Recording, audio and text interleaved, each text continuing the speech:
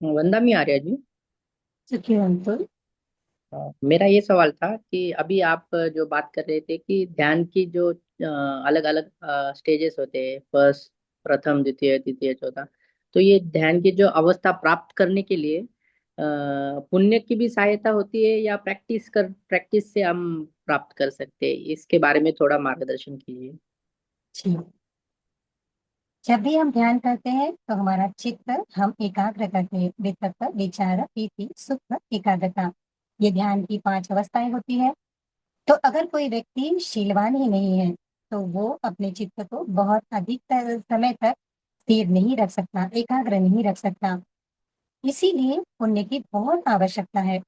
कोई व्यक्ति अगर ऐसा है, केवल ऐसे ही सोचे कि मैं ध्यान ही करता हूँ और मैं कोई भी पुण्य नहीं करता, कोई भी शील का पालन नहीं करता है, तो समझ जाइए वो सही अर्थ में बुद्ध के वचन को पालन नहीं कर रहे हैं। क्योंकि अगर कोई व्यक्ति ध्यान को भी प्राप्त करना चाहता है तो पुण्य उतना ही महत्वपूर्ण है जितना कि अपने चित्त को एकाग्र करना। तो पुण्य भी महत्व है, शील पालन करना भी महत्व है, और अपने चित्त से अकुशलता को दूर करना भी महत्वपूर्ण है। तभी जाके समाधि परिपुष्ट होती है। तो आशा करती हूँ आपको आपके प्रश्न का उत्तर मिल गया होगा।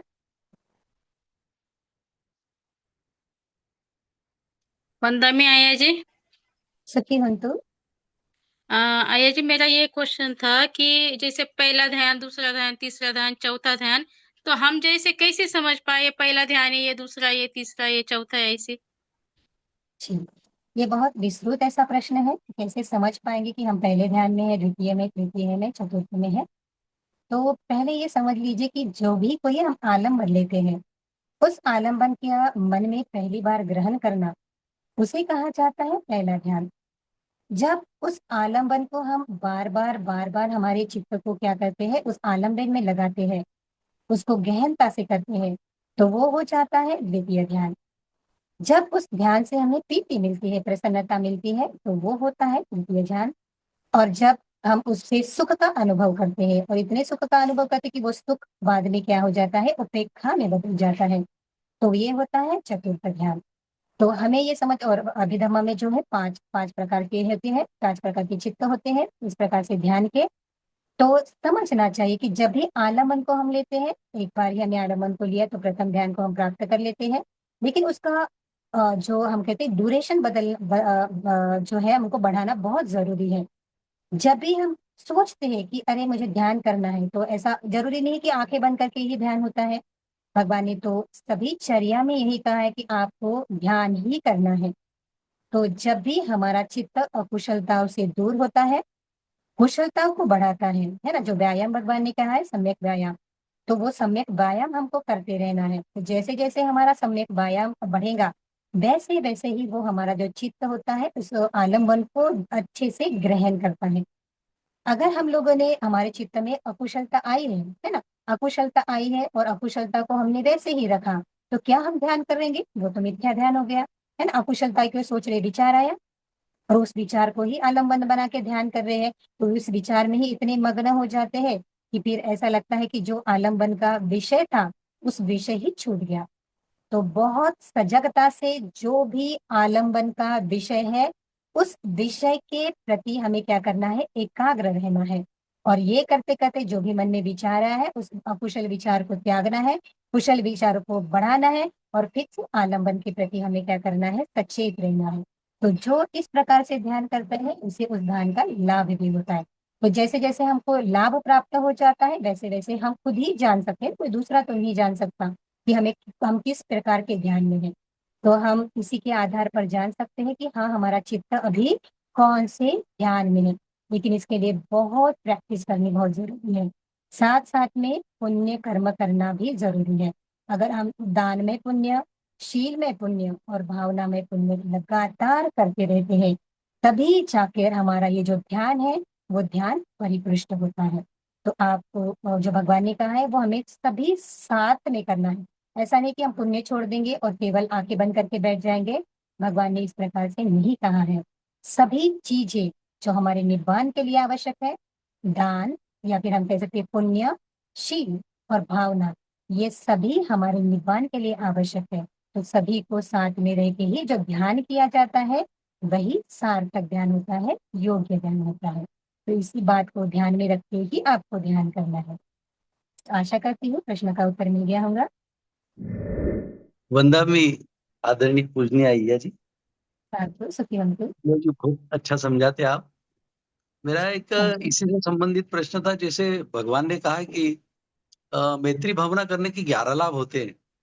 भगवान ने एक के बाद एक ऐसा सीढ़ी दर सीढ़ी बताया प्रोग्रेस करते हुए, मतलब आदमी जैसे ज्यादा ज्यादा ध्यान करेगा, ये सुख से सोता है, जी सुख से उठता है, सपने पूरे नहीं आते, अमनुष्यों का प्रिय होता है, मनुष्य का प्रिय होता है, या देवताओं का प्रिय होता है, सब धीरे धीरे ऊपर ऊपर बताया। तो 10वां और जी 11वां लाभ जो भगवान ने बताया कि मरने के जी पहले ऐसा व्यक्ति जो है वो या तो अरहंत हो जाएगा, वो अरहंत नहीं हुआ तो 11वां लाभ ये है कि वो अनागामी हो जाएगा, मतलब ऐसे ब्रह्मलोक में जाएगा जहां से वापस ही नहीं होगी उसकी। तो इतना बड़ा लाभ बताया मैत्री भावना का।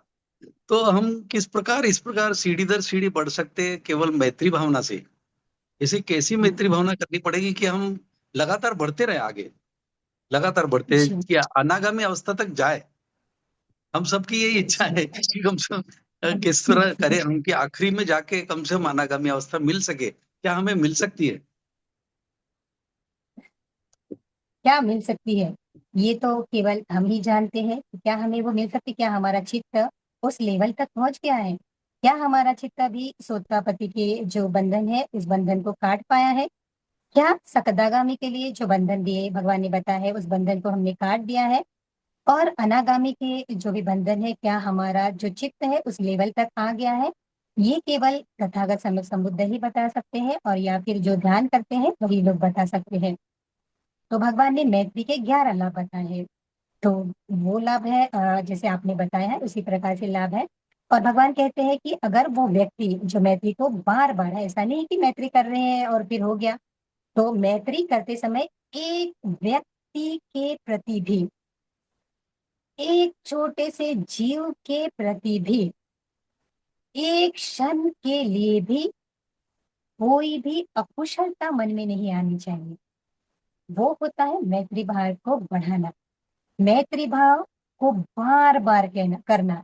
अगर हम कर रहे हैं, बहुलिकता कर रहे हैं, बार बार कर रहे हैं, अगर हमारा मन फिर से अकुशलता आ गए, फिर से उस अकुशलता को दूर किए, फिर से हमने हमारा जो मन है उस मैत्री ध्यान पे लगाया, बहुलिकता बहुत बार किया, सभी के प्रतिक्रिया, एक जीव के प्रति नहीं, छोटे से छोटा जो सूक्ष्म जीव है या बड़े से बड़ा जो जीव है, चाहे हमारा शत्रु भी क्यों ना हो जाए, उसके प्रति भी मंगल भावना की, उसके प्रति भी मैत्री भावना की। तो बार बार करने से ही ये 11 लाभ मिलते हैं। कोई व्यक्ति अगर ऐसा कहता कि एक दिन तो मैंने मैत्री की साधना कर ली और दूसरे क्षण में मेरे मन में गुस्सा आ गया, दूसरे दिन मेरे मन में क्रोध आ गया, तो समझिए अभी मैत्री की भावना परिपुष्ट नहीं हुई, तो 11 लाभ अभी बाकी है, मिलेंगे नहीं। तो अगर उसे प्राप्त करना है तो अपने चित्त को इतना हम कहते हैं कि इतना शुद्ध बनाइए कि एक क्षण के लिए भी किसी भी शत्रु के प्रति भी क्रोध भाव ना जागे, बार बार सभी प्राणियों के प्रति मंगल कामना ही जागे, तो 11 लाभ मिलते हैं। और भगवान कहते हैं कि अगर ऐसा कोई व्यक्ति है इस जन्म में, इस भव में, अगर वो उसने निब्बान को प्राप्त नहीं किया है, तो वो कहाँ पे जा सकता है कि वो ब्रह्मलोक में जा सकता है। तो अगर वो ब्रह्मलोक में जाएगा तो वहां पे भी वो क्या कर सकता है, इसी मैत्री की भावना के आधार पर निब्बान की प्राप्ति कर सकता है। तो मिल सकता है ये लाभ, क्योंकि भगवान का जो धम्म है सभी के लिए जो है सभी समय में हमें सभी के लिए समान है, सभी परिस्थितियों में समान है, इसीलिए तो उसे सनातन धर्म कहा जाता है। तो जो भी करता है उसको लाभ मिलता है, लेकिन अपने चित्त को परिशुद्ध करना बहुत जरूरी है। केवल दूसरों के दिखाने के लिए नहीं, इतना शुद्ध कीजिए कि खुद ही आपके पास में, जैसे है ना नंदा माता, देखिए उनसे मिलने के लिए देवताओं के राजा, यानी जो देवता है चतुर्मानाजिक देवता है, वो यक्षों के देवता तक आते थे, उनको अपनी बहन मानते थे। तो इतना लाभ होता है अगर कोई व्यक्ति अपने चित्त को उस लेवल तक लेके जाए। तो मंगल कामनाएं करती हूँ, आपकी जो भी इच्छा है आपकी कोई परिपूर्ण हो जाए। और सभी से यही एक कहना चाहती हूँ कि हाँ, ये जो दुर्लभ मनुष्य जीवन है, तो दुर्लभ मनुष्य जीवन में बहुत पुण्य कीजिए। दुर्लभ है ना, अगर ये अवसर खो देंगे तो पता नहीं ये अवसर कब मिलेगा। तो आप अपने चित्त को हमेशा ही उन्नत रखने के लिए, विकसित रखने के लिए जो भी ध्यान का विषय आपने चुना है, उस ध्यान के विषय पे ही अपने लक्ष्य, अपने जो चित्त है उसको एकाग्र कीजिए।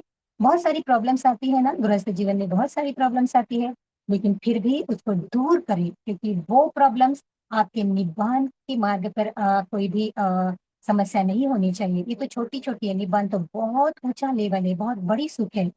तो छोटे-छोटे सुखों का त्याग करना सीखिए, छोटी-छोटी अकुशलताओं को त्याग कीजिए, तब जाके महान पुण्य प्राप्त होता है। तो आशा करती हूँ आपके प्रति भी और आप सभी के प्रति कि आपको इस बुद्ध शासन में आपके जो संकल्प है वो पूर्ण हो जाए और इस बुद्ध शासन में आपको सचमुच दुर्लभ अद्भुत पुण्य प्राप्त हो जाए। तो अनुमोदन करते हैं, सुखी हुंतु, निब्बान पच्चे हुंतु। सुखी हुंतु। नमो वंदामि भंते नमस्ते। भैया जी। सुखी मेरा हुंतु। प्रश्न ये है कि मैत्री भावना से हेट्रेड यानी कि वैर वो सब तो दूर होता ही है, लेकिन सेंशुअल डिजायर यानी कि काम छंद कैसे दूर होता है? क्योंकि अनागामी स्टेज में तो 5 फेटर्स कट होते हैं, उसमें सेंशुअल डिजायर और इलविल दोनों ये भी कट होता है। तो अनुगामी। हेट्रेड तो डेफिनेटली कट होगा ही, उससे उसका अपोजिट है, लेकिन सेंशुअल डिजायर भी कैसे कट होता है, ये मुझे थोड़ा समझना था। आप जरा एक्सप्लेन कर दीजिए। जी, थैंक यू। कामछंद जो होते हैं, सुखी हुंतु। कामछंद जो होते हैं वो जो सकदागामी है, सकदागामी के बाद में की अवस्था है, वहाँ पे क्षीण हो जाते हैं और अनागामी केस में वो पूरी तरह से छट जाते हैं। तो जो अनागामी सत्व हो गया, उसे कामछंद भी नहीं है और व्यापाद भी नहीं है, ये 2 पूरी तरह से नष्ट हो गए हैं। अब जाके इस व्यक्ति में कभी भी काम वासनाएं जागरूक नहीं होंगी, द्वेष जागरूक नहीं होगा। तो सोचिए, समझिए इस बात को, जो हम ध्यान करते हैं, है ना? वो तो बहुत ज़रूरी है, क्योंकि हमारा चित्त उतने समय के लिए क्यों ना हो, थोड़ा शांत रहता है। लेकिन जो सोतापति व्यक्ति है, जो मग्न को प्राप्त करता है, वही सही अर्थ में ध्यान करता है। देखिए, समझने की बहुत जो निब्बान के लिए ध्यान आवश्यक है, वो केवल सोतापति मग्न जो व्यक्ति है, वही अच्छे से कर सकता है। सकदागामी, क्योंकि तभी बंधन कटते हैं, है ना? हम अभी तो कर रहे हैं ध्यान, तो क्षीण कर रहे हैं, बहुत क्षीण कर रहे हैं, बहुत क्षीण। तो जितना-जितना प्रैक्टिस करेंगे, जितना-जितना अपने चित्त को अपग्रेड करेंगे, उतने हम क्या करेंगे, अपने आप निब्बान के पास में जाएँगे, सोतापति मग्न की अवस्था के पास में जाएँगे। तो ऐसा ही जो व्यक्ति धम्म का, जो निब्बान का है, पहला रस चख लेता है, वो सोतापति फल को प्राप्त करता है। तो 3 बंधन कट जाते हैं, लेकिन फिर भी कामछंद अभी भी है। जब दूसरे लेवल पे आते हैं, स्तर पे आते हैं, सकदागामी है, तो अभी भी कामछंद है। क्षीण हो गया है, बहुत क्षीण हो गया, लेकिन कामछंद और व्यापादा अभी भी है।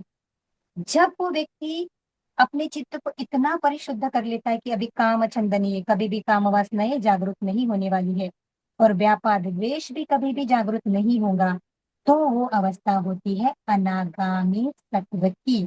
तो वही व्यक्ति अनागामी बन सकता है जो पूरी तरह से अपने द्वेष को नष्ट करे, कामछंद को नष्ट करे। तो हम तो कर भी रहे हैं, लेकिन प्रयास धीरे-धीरे जितना भी हो सकता है उतना-उतना करना है। लेकिन ये समझिए कि ये जो है बंधन तभी कटेंगे जब कोई सत्व अनागामी होगा। लेकिन इसका मतलब ये नहीं कि प्रैक्टिस नहीं करना है, हर क्षण प्रैक्टिस करना है। इसलिए तो भगवान कहते हैं कि अपने चित्त को, अकुशल कर्म को दूर कीजिए, सब पाप सकरणम कुशलस्य उपसंपदा सचित्त पर्योदपनम एतं बुद्धानुशासनम्। तो अपने चित्त को अकुशलता से दूर रखना है, कुशलता की संपदा ग्रहण करनी है, हमेशा ही कुशल करना है, काया, वाचा और मन से। और अपने चित्त को परिशुद्ध करना है, उच्चतम लेवल तक परिशुद्ध करने से ही निब्बान प्राप्त होता है। तो सदैव ये 3 बातें याद रखिए, अगर हमको परिशुद्ध मन करना है, तो अकुशलता को त्यागना ही पड़ेगा। कोई व्यक्ति अगर ऐसे कहेगा कि मैं अकुशलता को नहीं त्यागूँगा, कोई व्यक्ति ये कहेगा कि मैं पुण्य नहीं करूँगा और बस अपने चित्त को परिशुद्ध करने का प्रयास करूँगा, तो ये नहीं है बुद्ध की शिक्षा, ये तीनों भी है। अकुशलता से दूर रहो, कुशलता को बढ़ाइए और अपने चित्त को परिशुद्ध कीजिए। तो इसके आधार पर ही हम बुद्ध के शासन को पूर्ण कर सकते हैं। तो आशा करती हूँ आपके प्रश्न का उत्तर मिल गया होगा। साधु साधु साधु। आदरणीय जी, अभी